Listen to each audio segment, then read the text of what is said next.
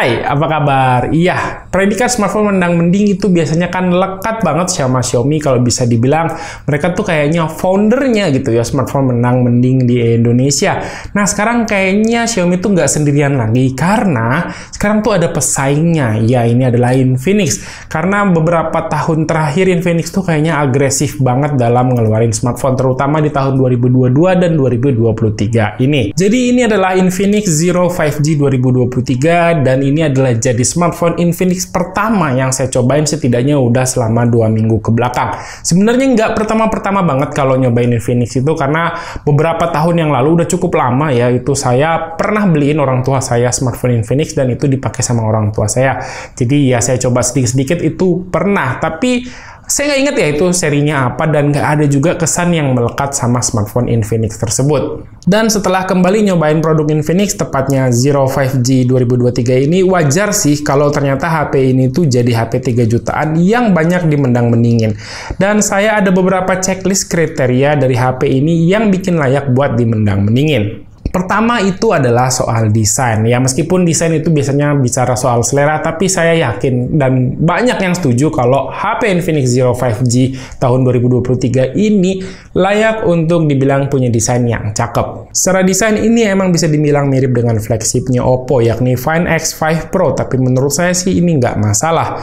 Kalau desain seperti itu emang sekiranya bakal laku, ya tinggal amati, tiru, dan beri sedikit modifikasi. Dan ya, jadilah desain cakep seperti Infinix Zero 5G 2023 ini. Alasan kedua kenapa HP ini layak buat dimenang-mendingin adalah layarnya yang cakep. Secara spek dia sih emang masih menggunakan IPS ya panelnya. Resolusinya Full HD+, tampilan layar HP ini tuh yang jujur kelihatan cakep banget. Warnanya tuh kelihatan vibrant dan juga tingkat kecerahannya yang lumayan tinggi. Terus untuk refresh rate-nya dia udah 120 Hz, jadi dia terasa smooth untuk penggunaan harian. Meski untuk aplikasi YouTube dia masih kembali ke 60 Hz. Tapi nggak masalah ya, ini hal yang wajar untuk HP kelasan harga segini. Tingkat sensitivitasnya juga terasa responsif, nggak ada kendala yang saya rasakan. Satu hal lagi, tim mendang-mending itu kan biasanya suka main game, dan layar jumbo di Infinix Zero 5G 2023 ini jelas akan manjain kalian yang doyan main game. Ketiga itu adalah spek yang oke punya. Ini biasanya sangat penting ya bagi tim mendang-mending. Jadi si Infinix Zero 5G ini menggunakan chipset yang favorit ya di MediaTek, yakni MediaTek Dimensity 920, dan terus dia menggunakan RAM 8GB dan juga internal memory 256GB. Untuk RAM-nya dia masih bisa di-extend lagi pakai virtual RAM sampai 5GB lagi, dan performa gamingnya juga di sini oke.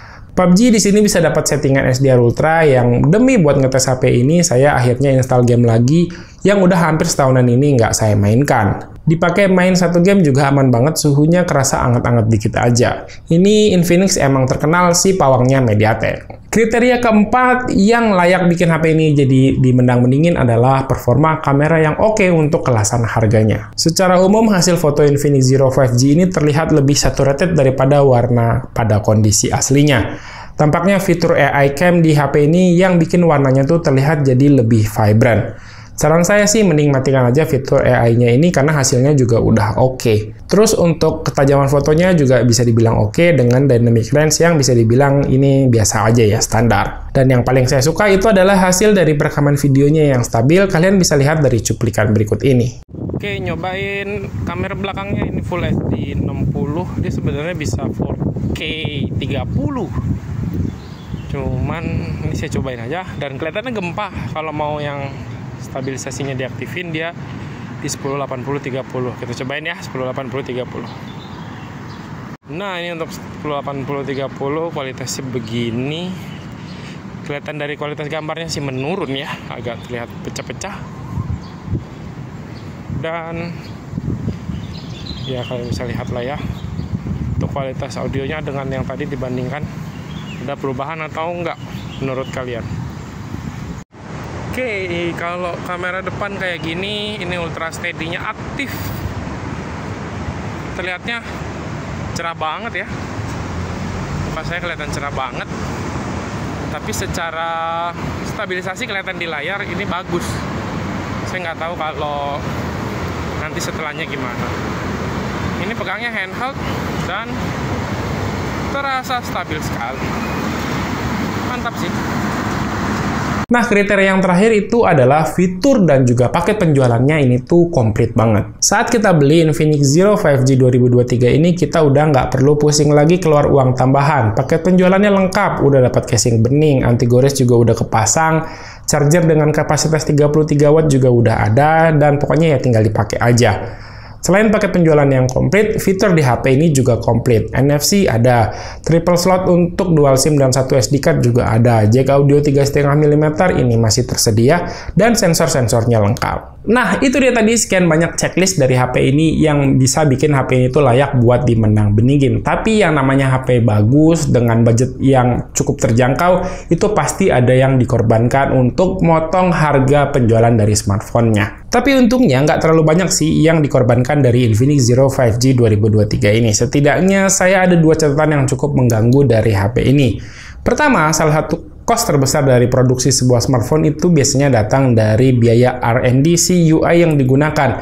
Dan ini tuh bakal berdampak pada user experience dari penggunaannya. Dan jujur, XOS yang ada di Infinix ini adalah jadi salah satu UI terburuk yang pernah saya coba. Sorry banget ya Infinix, tapi ya inilah hal yang saya rasakan. Secara fitur sebenarnya dia udah cukup banyak, tapi jatuhnya malah jadi banyak yang nggak kepake.